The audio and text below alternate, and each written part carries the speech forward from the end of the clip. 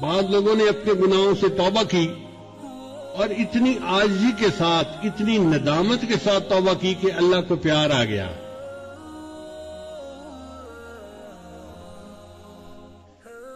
مامون رشید ایک مسلمان بادشاہ تھا، اس کی بڑی آرام کی، شان و شوکت کی، ٹھاٹھ کی زندگی تھی۔ موت کے قریب اس کی طبیعت ذرا خراب ہو گئی تو اس نے اپنے ورکر کو کہا کہ یہاں زمین پر ایک دری بچھا دیجیے۔ تو بادشاہ کے حکم پر انہوں نے دری بچھا دی۔ جب دری بچھا دی تو مامون رشید چارپائی سے اٹھ کر نیچے دری کے اوپر لیٹ گیا اور لوٹنے لگا جیسے بچہ ماں باپ کے سامنے لوٹتا ہے، اور یہ کہنے لگا، اے دائمی ملک کے بادشاہ، فانی ملک کے بادشاہ پر رحم فرما۔ اے دائمی ملک کے بادشاہ یعنی اللہ تعالی، میں فانی ملک کا بادشاہ ہوں، تو میرے اوپر رحم فرما۔ اللہ کو اس کا یہ فکرہ اور یہ عاجزی پسند آ گئی اور اللہ نے اس کی بخشش کر دی۔ چنانچہ وفات کے بعد کسی نے خواب میں دیکھا، اس نے پوچھا، بادشاہ سلامت، آگے کیا ہوئی؟ کہنے لگے کہ میری اس عاجزی کے اظہار پر اللہ کو ترس آ گیا اور اللہ نے میرے سب گناہوں کو معاف فرما دیا۔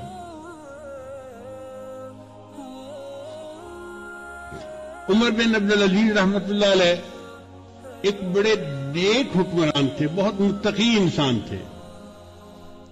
جب ان کی وفات کا وقت قریب آیا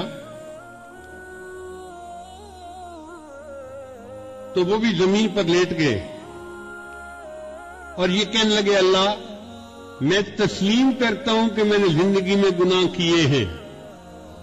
اے اللہ، میں تسلیم کرتا ہوں کہ میں نے زندگی میں گناہ کیے ہیں، اگر تو معاف کر دے تو تیرا احسان ہے، اور اگر معاف نہ کرے تو تیرا عدل ہے، مگر میں گواہی دیتا ہوں کہ تیرے سوا کوئی معبود نہیں اور محمد صلی اللہ علیہ وسلم تیرے سچے رسول ہیں۔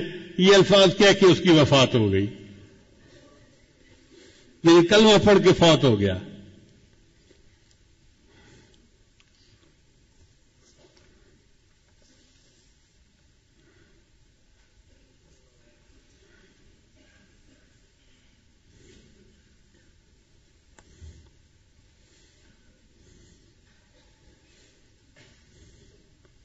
ابن جوزی رحمۃ اللہ کی کتاب ہے بحر الدموع، یعنی آنسوؤں کا سمندر، اس میں انہوں نے یہ واقعہ لکھا ہے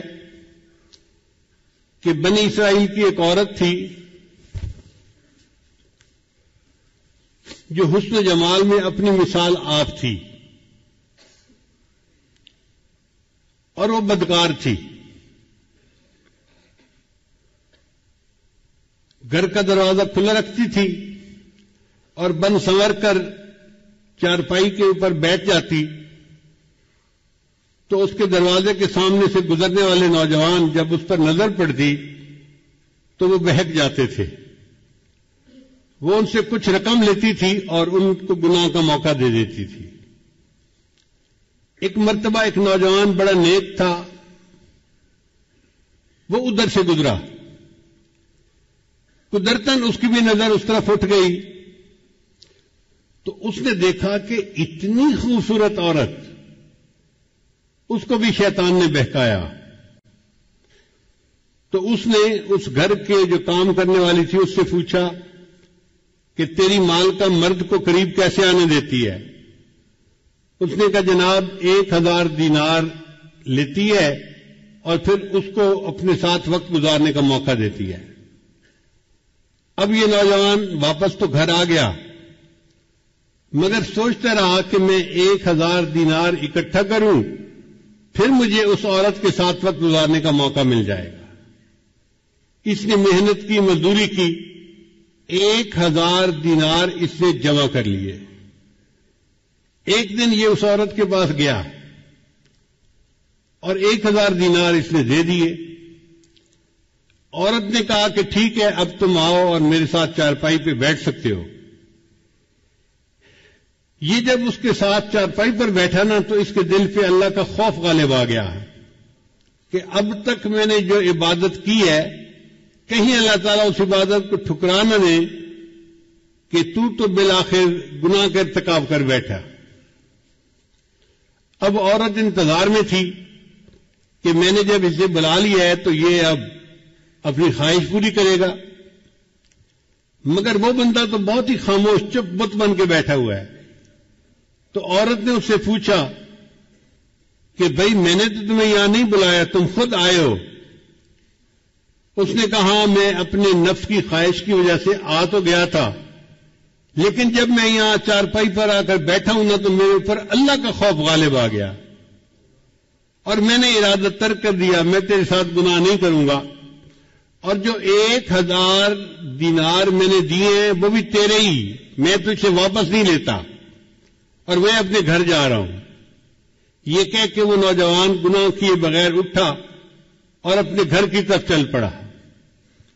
عورت نے اس سے جاتے جاتے پوچھ لیا کہ تم کس گاؤں کے رہنے والے ہو؟ اس نے گاؤں کا نام بتا دیا۔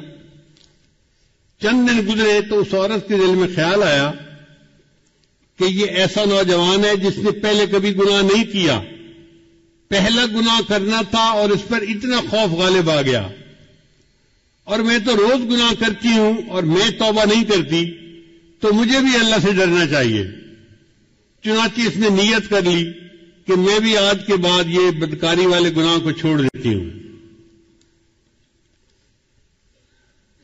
چند دن گزرے تو اس کا بھی زندگی گزارنا مشکل بن گیا۔ جیسے عورت مرد کی ضرورت ہے، مرد عورت کی ضرورت ہے۔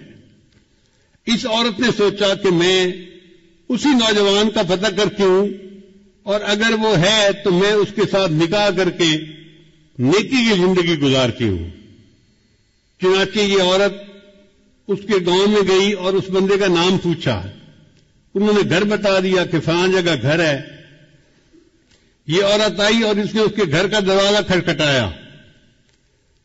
جب گھر کا دروازہ کھٹکھٹایا تو اللہ کی شان، وہی نیک نوجوان دروازہ کھول کر باہر نکلا پوچھنے کے لیے کہ کون ہے۔ جب نوجوان کی اس عورت پر نظر پڑ گئی تو وہ تو حیران ہو گیا کہ جس گناہ سے بچ کے میں گھر آیا تھا اب وہ عورت تو میرے دروازے پر چل کر آ کر کھڑی ہو گئی۔ تو اس نے ایک زور کی آہ بھری اور وہ گرا اور فوت ہو گیا۔ عورت کو بڑا افسوس ہوا، یہ چند دن وہیں رہی۔ پھر اس نے لوگوں کو بتایا تھا کہ میں تو بھئی اس کے ساتھ نکاح کے ارادے سے آئی تھی اور میں نیکی کی زندگی گزارنا چاہتی تھی۔ گھر والوں کو اس عورت سے ہمدردی ہوئی تو انہوں نے عورت کو کہا کہ وہ بندہ تو فوت ہو گیا،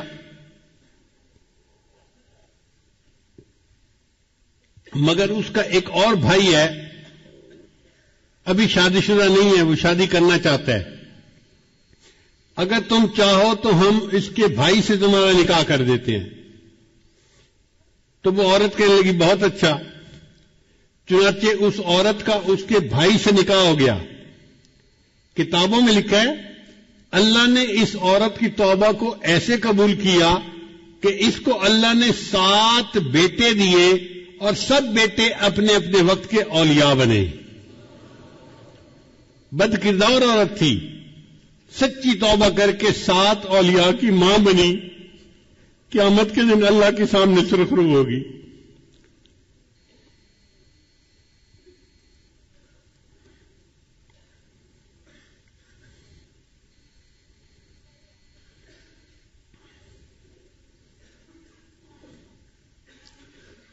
بنی اسرائیل کا ایک نوجوان تھا جو بہت گناہ کی زندگی گزار رہا تھا۔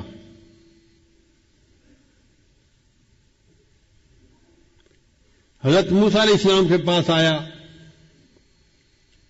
حضرت میں اتنا گناہگار، اتنا گناہگار، اتنا گناہگار، اب میرے لیے کیا صورت ہو سکتی ہے؟ تو موسیٰ علیہ السلام نے فرمایا بھائی توبہ کر لو، اللہ تعالیٰ معاف کر دیں گے۔ اور اگر توبہ نہیں کرو گے تو گناہ معاف نہیں ہوں گے، جہنم جاؤ گے۔ موسیٰ علیہ السلام کی طبیعت ذرا جلال والی تھی، جب انہوں نے تھوڑا ڈانٹ ڈپٹ کر دی تو یہ نوجوان گھبرا گیا۔ کہتے ہیں کہ یہ جنگل میں چلا گیا اور وہاں جا کے اس نے اللہ کے سامنے بڑی دعا مانگی، اللہ میری توبہ کو قبول کر لے، اللہ میرے گناہوں کو معاف کر دے، معاف کر دے۔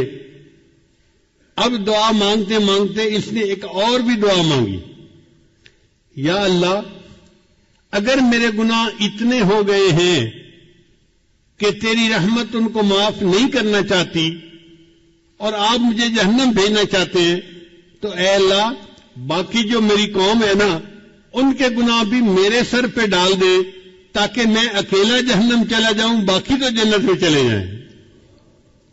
اس نوجوان کی یہ بات اللہ کو پسند آ گئی اور اللہ نے موسیٰ علیہ السلام کی طرف وحی نازل فرمائی کہ وہ جو نوجوان آپ سے بات پوچھنے آیا تھا اس کو ڈھونڈیے اور اس کو بتلا دیجئے کہ تمہارے رب نے تمہارے سب گناہوں کو معاف فرما دیا۔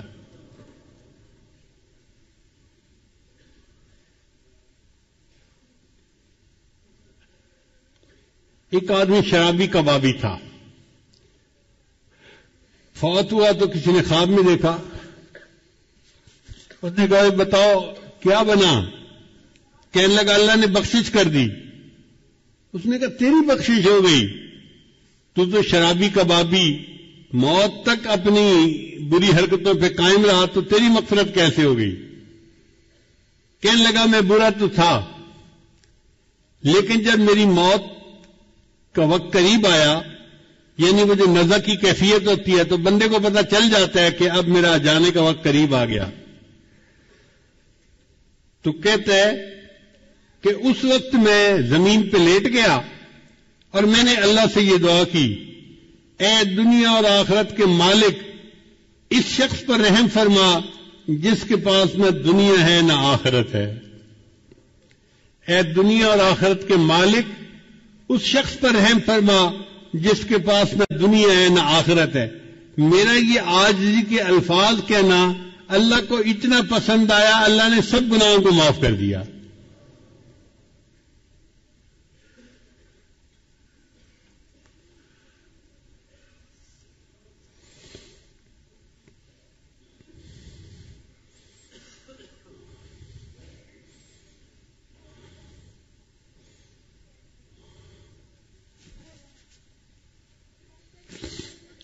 چنانچہ ایک خاتون نبی علیہ السلام کے پاس آئی، اے اللہ کے حبیب صلی اللہ علیہ وسلم مجھ سے بڑا گناہ سرزد ہو گیا۔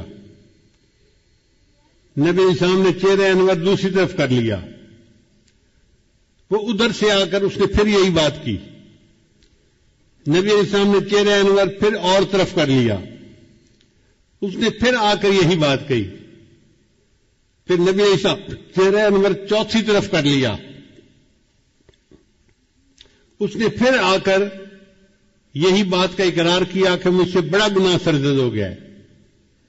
اصل میں نبی علیہ السلام اس سے 4 مرتبہ کہلوانا چاہتے تھے، اگر ایک دفعہ کہتی تو کام معاف ہو جاتا، اب چونکہ اس نے 4 مرتبہ گواہی دے دی تھی تو نبی علیہ السلام نے فرمایا کہ تجھے کوئی شک ہو گیا ہوگا، وہم ہو گیا ہوگا۔ اس نے کہا اللہ کے نبی صلی اللہ علیہ وسلم وہم والی کوئی بات نہیں، میں نے بڑا گناہ کیا اور اس وقت بچہ میرے پیٹ میں پل رہا ہے، میں بچے کی ماں بننے والی ہوں، کوئی شک والی بات نہیں ہے۔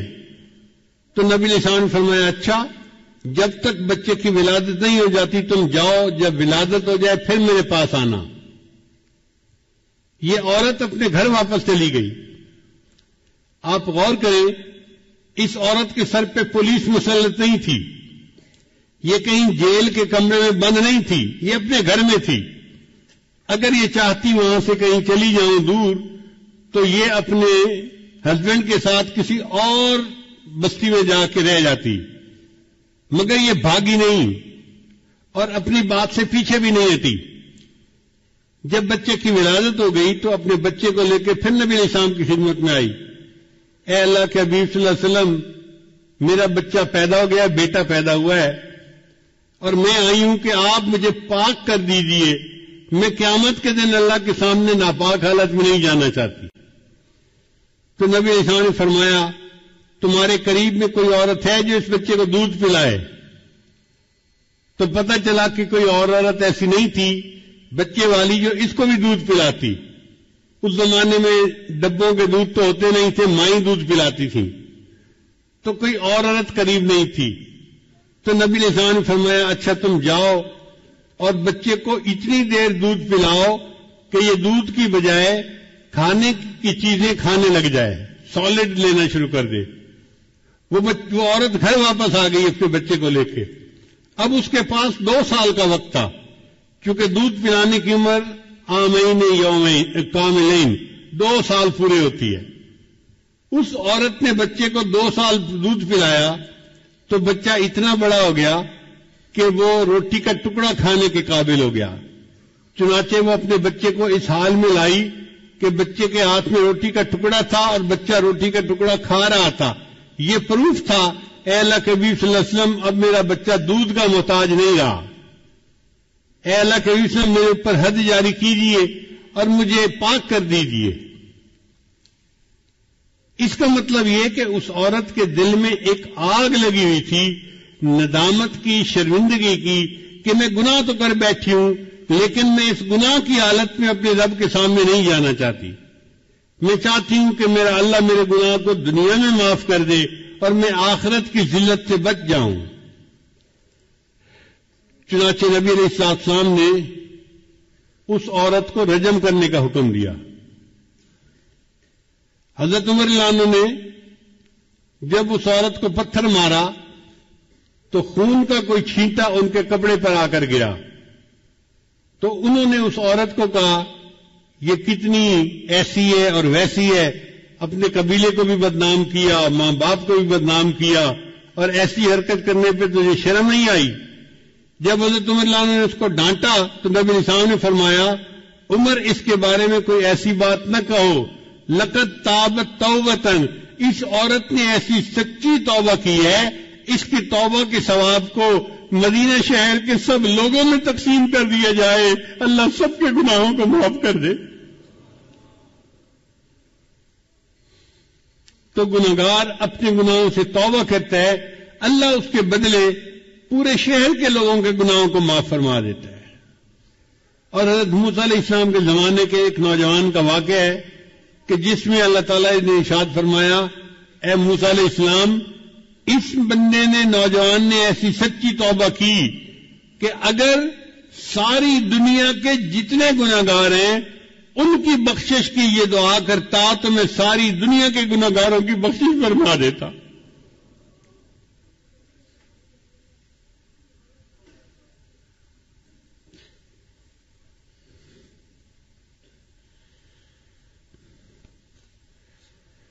حضرت عمر رضی اللہ عنہ ایک مرتبہ مسجد نبوی میں جا رہے تھے، ایک نوجوان کھڑا رو رہا تھا.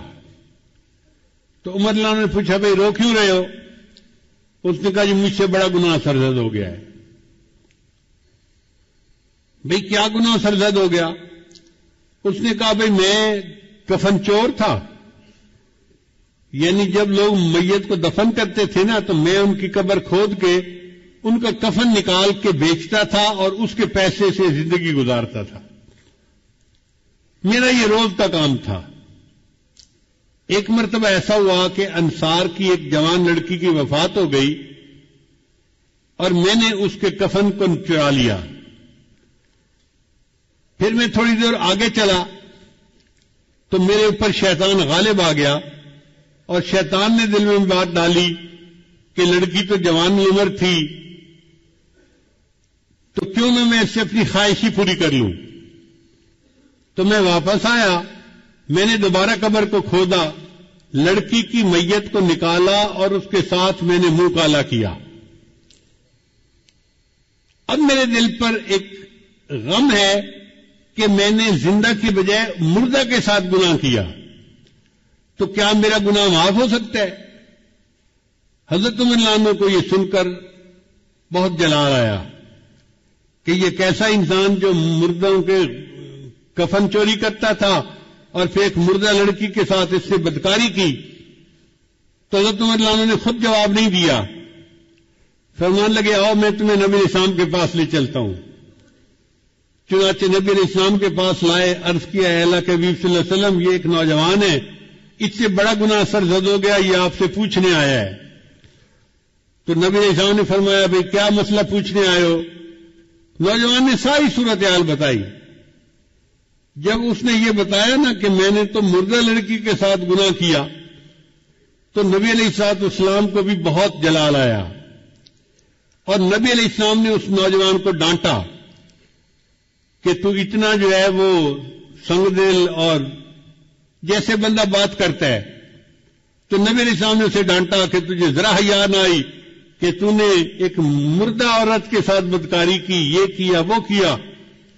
جب اس نوجوان نے دیکھا کہ نبی علیہ السلام بھی مجھے ڈانٹ رہے ہیں تو وہ وہاں سے کھسک گیا, اور وہ مسجد نبی سے نکل کے سیدھا باہر دیہات میں گیا, ویرانہ تھا جہاں.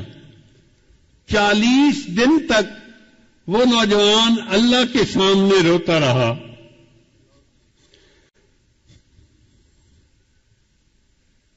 اللہ میں اعتراف کرتا ہوں کہ میں نے یہ گناہ کیا, لیکن بخشنے والا تیرے سوا اور کوئی ہے تو نہیں, تو اللہ مجھے بخش دے. اتنا اس نے آنسو بہائے, اتنا اس نے اللہ کے سامنے عاجزی ظاہر کی کہ اللہ رب العزت نے جبرائیل علیہ السلام کو نبی علیہ السلام کے پاس بھیجا. جبرائیل السلام نے آ کے پوچھا اے اللہ کے حبیب صلی اللہ علیہ وسلم, اللہ نے مجھے آپ کی طرف بھیجا ہے اور اللہ نے کہا ہے کہ مجھے یہ بتاؤ کہ بندوں کو آپ نے پیدا کیا ہے یا میں نے پیدا کیا ہے؟ تو نبی علیہ السلام نے جواب دیا کہ مجھے بھی اللہ نے پیدا کیا ہے اور ساری مخلوق کو اللہ نے پیدا کیا ہے. پھر پوچھا اچھا یہ بتائیے کہ بندوں کو رزق کون دیتا ہے, آپ دیتے ہیں یا میں دیتا ہوں؟ نبی علیہ السلام نے جواب دیا ساری مخلوق کو اللہ رزق دیتا ہے, مجھے بھی اللہ ہی رزق دیتا ہے. اے اللہ کے وسلم, اللہ نے تیسری بات یہ پوچھی ہے کہ بندوں کی معافی کو میں نے قبول کرنا ہے یا آپ نے قبول کرنا ہے؟ تو نبی علیہ السلام نے جواب دیا ہر بندے کی معافی کو اللہ نے قبول فرمانا ہے اور میرے بھی غلطیوں کو اللہ نے معاف فرمانا ہے. جب نبی علیہ السلام نے 3 باتوں کا جواب دیا تو جبرائیل السلام نے کہا مجھے اللہ تعالیٰ نے بھیجا ہے آپ کو یہ بتانے کے لیے کہ وہ جو نوجوان آپ کے سامنے آیا تھا اور اس نے گناہوں کی معافی کی بات کی تھی اور آپ نے ذرا ترش روئی سے جواب دے دیا, وہ بچہ یہاں سے سیدھا ویرانے میں چلا گیا. 40 دن ہو گئے ہیں, وہ دن رات روتا ہے, مجھ سے معافی مانگتا ہے اور میں پروردگار نے اس کے گناہ کو معاف کر دیا ہے. لہذا اس نوجوان کو آپ بلائیے اور بتا دیجئے کہ اللہ نے تمہارے گناہ کو معاف کر دیا. حضرت شیخ الحدیث رحمۃ اللہ نے یہ واقعہ لکھا ہے, وہ فرماتے ہیں کہ نبی علیہ السلام نے پھر ایک صحابی کو بھیجا اور اس نوجوان کو بلوایا اور اس کو خوشخبری دی کہ اللہ رب العزت نے تمہارے گناہ کو معاف کر دیا. اللہ تعالی ہمارے بھی سب گناہوں کو معاف فرما دے اور ہماری توبہ کو قبول فرما لے.